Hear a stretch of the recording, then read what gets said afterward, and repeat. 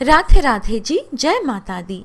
पवित्र वचन YouTube channel में आपका हार्दिक स्वागत है। मैं हूँ कात्यायनी। भक्तों, गुप्त नवरात्र चल रहे हैं और इन गुप्त नवरात्रों में 10 महाविद्या की आराधना का विधान है। हम प्रत्येक दिन महाविद्या की कथा प्रस्तुत कर रहे हैं। आज 7वां दिन है। सप्तम महाविद्या धूमावती देवी की कथा प्रस्तुत कर रहे हैं। कथा श्रवण करने से पहले हमेशा की तरह जय माता दी, जय धूमावती देवी की लिखकर अवश्य कमेंट करें और इस वीडियो को लाइक करना ना भूलें। यदि आपने अभी तक हमारे चैनल को सब्सक्राइब नहीं किया है तो अभी सब्सक्राइब भी कर दें। जोर से बोलिए, प्रेम से बोलिए, जय माता दी। लिखिए जय माता दी। धूमावती देवी महाविद्याओं में 7वें स्थान पर परिगणित है।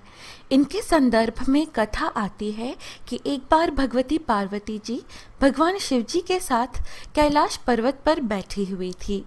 उन्होंने महादेव से अपनी क्षुधा का निवारण करने का निवेदन किया।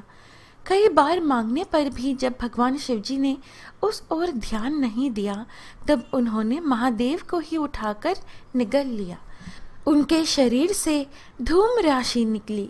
भगवान शिव जी ने उस समय भगवती पार्वती जी से कहा कि आपकी सुंदर मूर्ति धुएं से ढक जाने के कारण धूमावती या धूम्रा कही जाएंगी। धूमावती महाशक्ति अकेली हैं तथा स्वयं नियंत्रिका हैं। इनके कोई स्वामी नहीं है, इसलिए इन्हें विधवा कहा गया है। दुर्गा सप्तशती के अनुसार इन्होंने ही प्रतिज्ञा की थी कि जो मुझे युद्ध में जीत लेगा तथा मेरा गर्व दूर कर देगा वही मेरा पति होगा। ऐसा कभी नहीं हुआ, अतः यह कुमारी है। नारद पांचरात्र के अनुसार इन्होंने अपने शरीर से उग्र चंडिका को प्रकट किया था, जो सैकड़ों गीदड़ियों की तरह आवाज करने वाली थी। महादेव शिव को निगलने का तात्पर्य है उनके स्वामित्व का निषेध। असुरों के कच्चे मांस से इनकी अंगभूता शिवाएं तृप्त हुई, यही इनकी भूख का रहस्य है। इनके ध्यान में इन्हें विवर्ण, चंचल, काले रंग वाली, मैले कपड़े धारण करने वाली, खुले केशों वाली, विधवा, काक ध्वजा वाले, रथ पर आरूढ़, हाथ में सूप धारण किए, भूख प्यास से व्याकुल तथा निर्मम आंखों वाली बताया गया है। स्वतंत्र तंत्र के अनुसार भगवती सती ने जब दक्ष यज्ञ में योगाग्नि के द्वारा अपने आप को भस्म कर दिया, तब उस समय जो धुआं उत्पन्न हुआ उससे धूमावती विग्रह का प्राकट्य हुआ था। देवी धूमावती की उपासना विपत्ति नाश, रोग निवारण, युद्ध जय, उच्चाटन तथा मारण आदि के लिए की जाती है।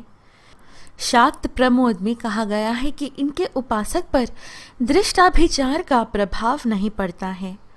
संसार में रोग दुख के कारण 4 देवता हैं: ज्वर, उन्माद तथा दाह रुद्र के कोप से, मूर्छा विकलांगता यम के कोप से, धूल, गठिया, लकवा वरुण के कोप से तथा शोक, कलह, क्षुधा, तृषा आदि निर्ऋति के कोप से होते हैं।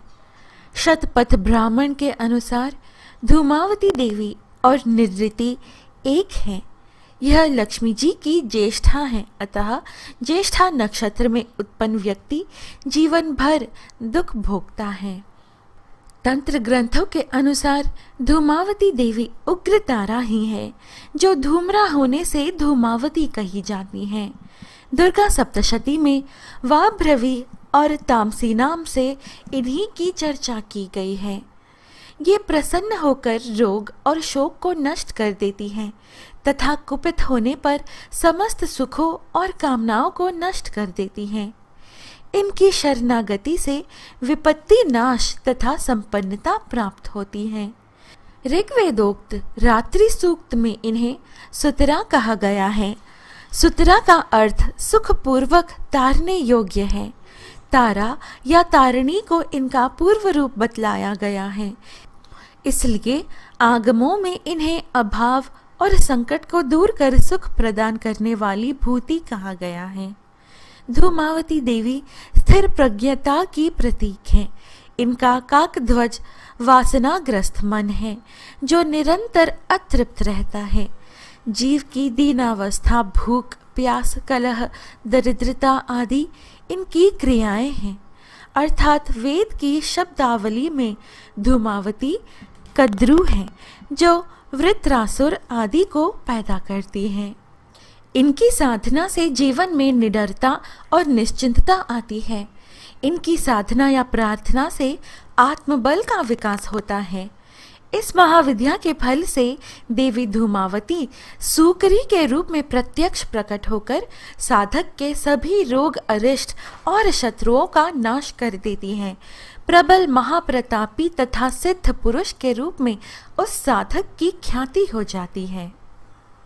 इन महाविद्या की सिद्धि के लिए तिल मिश्रित घी से होम किया जाता है।